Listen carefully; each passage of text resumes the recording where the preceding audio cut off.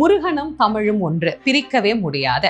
தமிழ் எப்படி இருக்கிறதோ அதே இலக்கணத்தோட முருகப்பெருமானுடைய அமைப்பும் அமைந்திருக்கிறது. முருகு அப்படிங்கிற நாமம் தான் மருவி முருகன் அப்படின்னு வந்தது. அப்போ ஆதியில இருந்தது முருகு அப்படிங்கிறது தான்.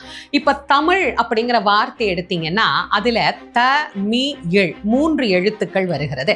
இந்த 3 எழுத்துமே முறையே வல்லினம், மெல்லினம், இடையினம் அப்படின்னு 3 இனங்களை நமக்கு குறிக்கக்கூடியதாக அமைந்திருக்கிறது.